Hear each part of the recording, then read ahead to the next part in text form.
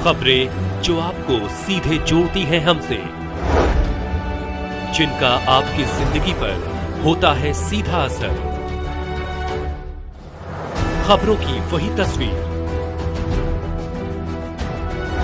बिना बदले बिना डरे, जज्बा सच का लिए, सच दिखाते हैं।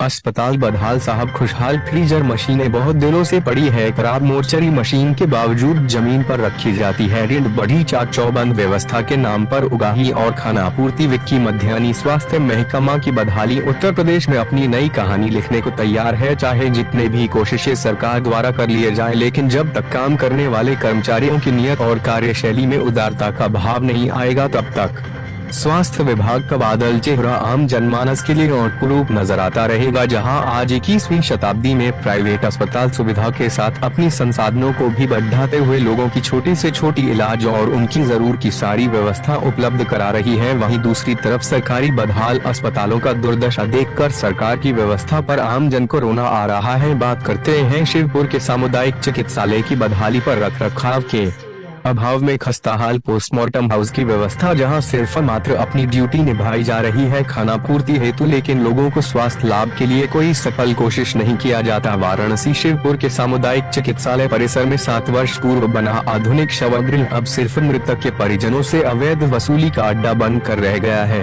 यही नहीं, यह पोस्टमार्टम हाउस 2017 में बना और 5 वर्ष के लंबे अंतराल के बाद वर्ष 2022 में इसमें पोस्टमार्टम होना शुरू हुआ, मगर हालात यह है कि यह अब बदहाली के आंसू बहा रहा है। बताते चलें कि पोस्टमार्टम के बाद लावारिस लाशों को सुरक्षित रखने के लिए इसमें 8 मोर्चरी फ्रीजर बॉक्स बने हैं, जो कई महीनों से खराब पड़े हैं। स्थिति यह है कि पोस्टमार्टम को लाए गए शवों जमीन पर रखा जाता है, जिसमें चूहे दौड़ते रहते हैं।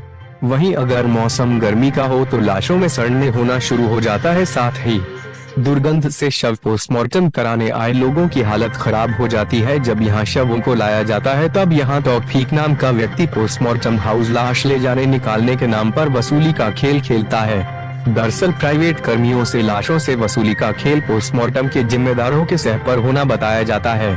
देखा जाए तो संवेदनाओं को तार तार करते हुए वसूली ऐसे वक्त में हो रही होती है जब परिवार पर दुखों का पहाड़ टूटा होता है और उनसे आते ही शव अंदर ले जाने के लिए और प्लास्टिक में पैक करने के लिए 1500 की मांग आरंभ हो जाती है, जबकि मुर्दाघर की दीवारों पर पोस्टर लगे हैं। यहाँ तक कि शिकायत के लिए मोबाइल नंबर भी दिया गया है, परंतु शिकायत करने पर मात्र कोरम पूरा कर मानवता को शर्मसार किया जाता है। और तो और यहाँ जल्दी पोस्टमार्टम करने के लिए भी धन उगाही की जाने की बात चर्चा में है। कार्य सुबह 10 बजे से आरंभ हो जाना चाहिए, मगर जिम्मेदार अब राहन 1 तक पहुँचते हैं। देखा जाए तो यह चंद रुपयों के लिए प्रधानमंत्री के इलाके में जबरदस्त मजाक उड़ाया जा रहा है दिए गए निर्देशों का। जहां योगी मोदी जी खुद को सबसे बेहतर साबित करने के लिए मेहनत के साथ साथ सुविधा और कर रहे हैं, वहीं यह लोग मनमानी कर मट्टी पलीत कर रहे हैं। सीएमओ से जब इस बाबत बात की गई तो उन्होंने कहा कि अभी मरम्मत का कार्य चल रहा है और ऐसी कोई बात नहीं है, जबकि वहां जिम्मेदार पद पर बैठे डॉक्टर कमलेश कुमार, यदि कोई भी जिम्मेदार व्यक्ति उनसे इस बाबत बात करता है तो सीधे उनका जवाब होता है कि आप सीएमओ साहब से बात कीजिए। यह कितना गैर जिम्मेदार हरकत है, आप खुद समझिए और सोचिए। वाराणसी से दीपक बारी।